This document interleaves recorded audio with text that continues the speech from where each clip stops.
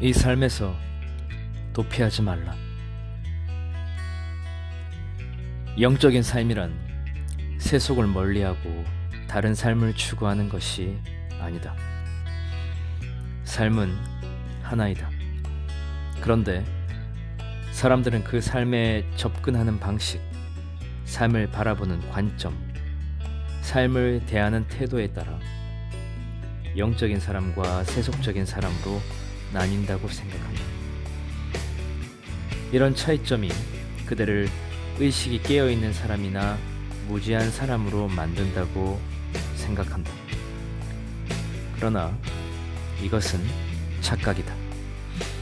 삶은 하나인데 그대는 이 삶을 나누려고 한다. 그대는 영적인 삶을 살기 위해서는 세속적인 삶에서 벗어나야 한다고 생각한다. 직업을 버리고 가족을 버리고 세상에서 짊어져야 할 모든 책임을 벗어던지고 히말라야 동굴 속에 들어가 눈을 감고 명상에 잠기는 것이 영적인 삶이라고 생각한다. 그러나 이것은 영적인 삶이 아니다. 이것을 분명하게 이해해야 한다. 이런 삶은 도피에 불과하다. 도망자의 삶인 것이다. 인도와 히말라야에서 보이는 소위 수행자라는 사람들은 그들 모두가 비겁한 도망자에 불과하다. 그들은 수행자라는 이유 하나만으로 존경의 대상이 되지만 실제로는 아무것도 이루지 못한 사람들이다. 이것은 영적인 삶이 아니다. 영적인 삶이란 소란한 시장 바닥에서도 평화로운 상태를 유지하는 것이다. 이것이야말로 진실로 영적인 삶이다. 단순히 소란함으로부터 도망친다고 해서 고요한 침묵의 상태에 도달하는 것이 아니다. 소란함의 한가운데서도 고요함을 유지하는 것이 진짜로 영적인 삶이다. 세상 속으로 돌아가라. 다시 세상과 관계를 맺어라. 세상 속에서 그대에게 주어진 책임을 다하라. 그대에게 부과될 책무에는 어떤 의미가 숨어있다. 그 뒤에 어떠한 목적이 숨어있다. 우리가 미처 알지 못하는 어떤 목적이 있다. 우리가 이 세상에 존재하는 이유는 무엇인가? 우리가 창조된 목적이 무엇인가?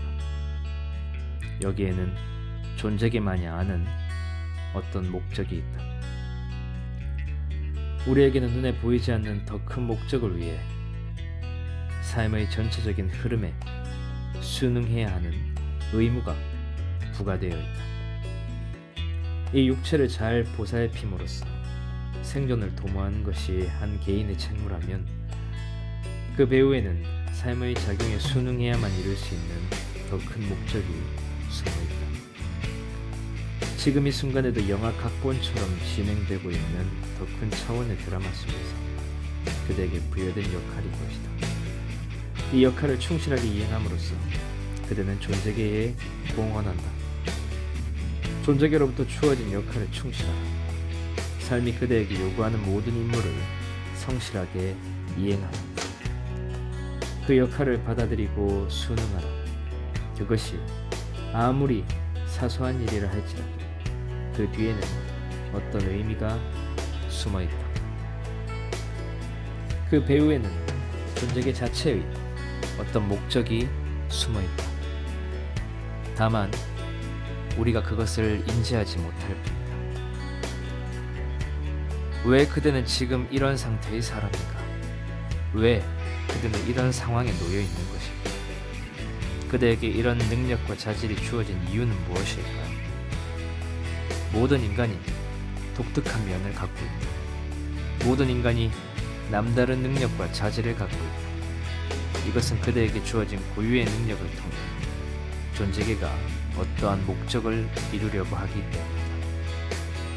그대의 능력을 통해 무엇인가 공헌하라고 이 삶이 요구하고 있는 것이다.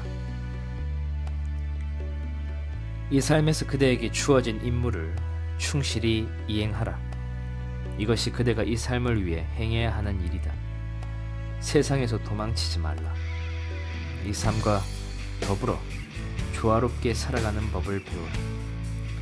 마찰 없이 이 삶과 친구가 되는 법을 배우라. 그대에게 주어질 의무를 다하고 억지로 영적인 사람이 되려고 하지 마라. 이 삶에서 도망치지 말라. 그것은 영적인 삶이 아니다. 마음은 그렇게 도피적인 삶에 끌릴 것이다. 마음은 모든 책임을 회피하고 싶어 하기 때문이다. 그리고 마음은 이에 영적인 삶이라는 그럴듯한 이름을 부여한다. 하지만 이것은 도피이지 영적인 삶이 아니다. 삶에서 도망치지 말라. 오히려 삶의 한가운데로 깊이 들어가라. 그대가 어디에서 무엇을 하건 이 삶은 그대로부터 응답을 요구하고